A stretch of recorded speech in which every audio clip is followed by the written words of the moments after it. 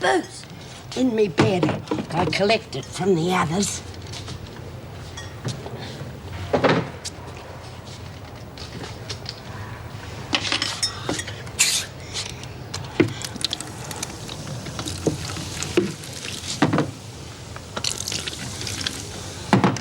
Hey, don't spill any. All right, but we've got to get a move on back before the screws find the bottles missing. Oh, we'll be all right. They won't go in the rec room before the party. Did she ever say anything about where she might be heading? No. All she ever talked about was getting her kids back and boozing. Hey, that's mine. All right, Gary. Did Kent ever tell you anything about her family? Aunts, cousins or someone? No. Look, why all these questions? She was no friend of mine. I just had to share a room with her, that's all. All right, Mrs. Carter. Just checking. Mrs. Barbara Veitch. It belongs to a friend of mine. I've got to give it back to her. Then you won't mind me running a check on it, will you? No, of course not. Hey, hang on. Keep it down a minute, will you? Otherwise we'll have Po-Face back in here. Look, I think it's been a damn good party. And I reckon we deserve it too, let off steam after the last couple of weeks. But there's a few people we've got to thank. First of all, we should thank Davo for giving us permission to have the party. And then we should thank Lizzie and her friends at Woodridge. It was a blind frog. But I don't want you to forget the other reason why we're here. We're all used to seeing faces come and go in here. Women come in, you make friends with them, and then they leave. Some come back, some don't. Barbara wasn't in here very long, and she didn't make too many friends. But no one deserves the rotten deal she got. As for Mouse, she's a bloody nuisance most of the time, wasn't she? Always poking her nose in where it wasn't wanted. And under your feet. But she was one of us. And... Yeah, well, here's to Mouse and Barbara. God send. Thanks, Chrissy. I told you, love. You got nothing to feel guilty about. Oh, come on, you lot. It's supposed to be a party, isn't it? I'll make with the party. Yeah. 20 to nothing, my way. Are you ready? Oh, yeah, that was my fault.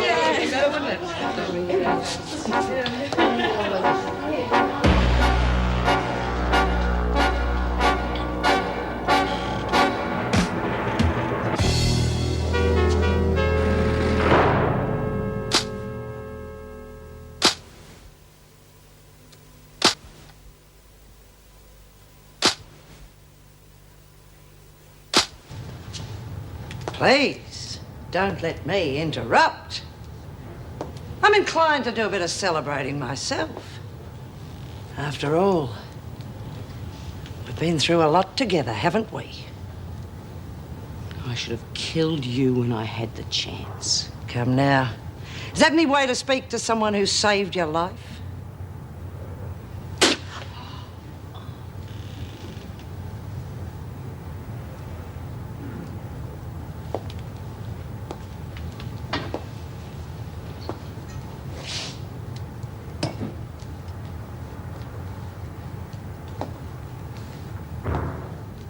I'd like to propose a toast. I'll get you a new one, Mr. Fergus. The one in your hand will do fine, Birdsworth. Oh, you couldn't. I got a cold, and you'd get on me germs. I'll take me chances.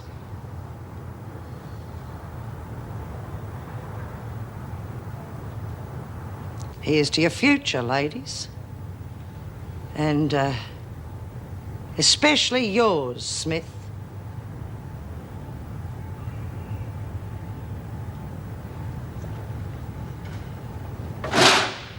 There, Lawson. Cake. Mrs. O'Regan baked it. What a pity. You'll have to take it back.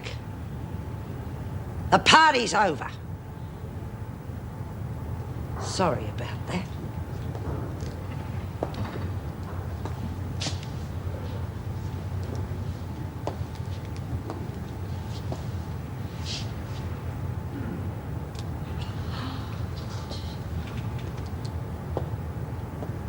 I don't know why you keep going on about it. I'm just hanging on to it for a friend. Well, give us your friend's phone number. We can ring her and verify. She's not on the phone. Her address, then. Look, I don't know.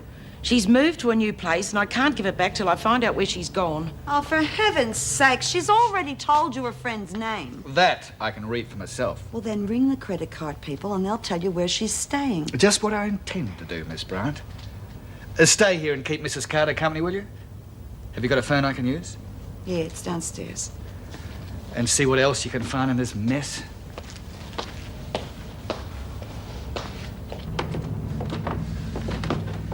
Well, what do you know about her? Oh, not much, really. Her husband walked out on her, left her with no money, nothing.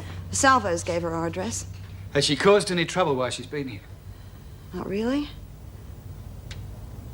Well, she was a bit upset about Hazel shooting through. Well, why exactly? Well, I don't know. She didn't say. And you didn't ask? Well, it's not my business to go sticking my beak in everyone's affairs. I only run the place.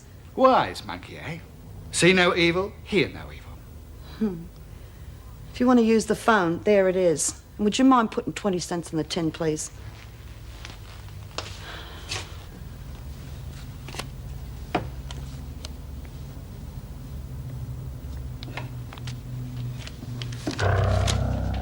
I just want to get a fag, that's all.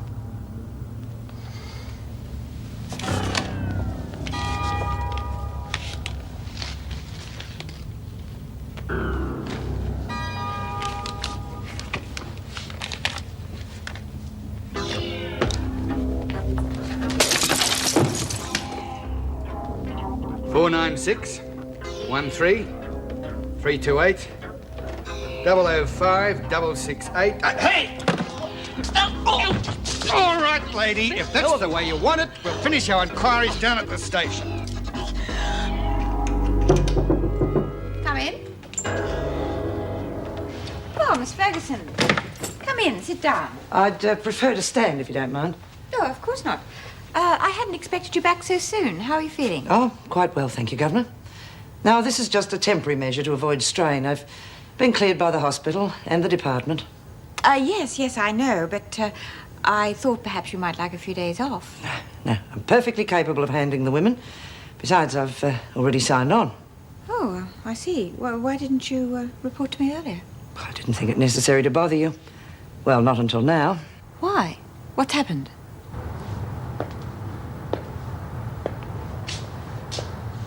I suppose it would be too much to ask how you obtained this alcoholic additive.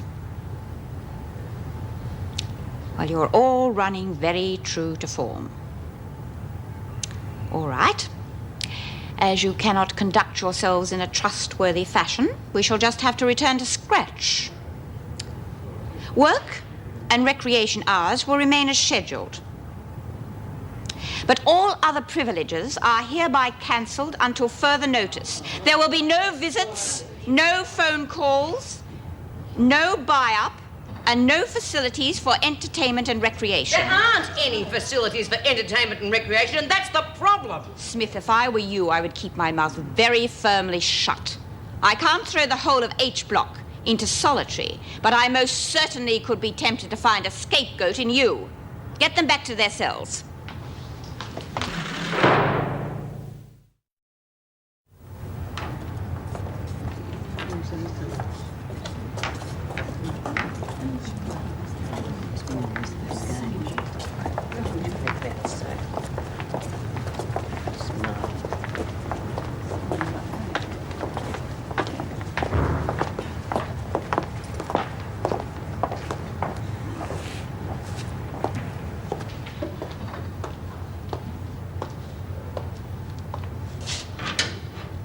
What do you think you're doing? You heard the Governor. How come you haven't taken other people's stuff? Oh, we'll get around to them later. It's not fair. What you picking on us for? Now, that's the kind of stupid question I'd expect from you, Latham. We didn't want the lousy thing in the first place.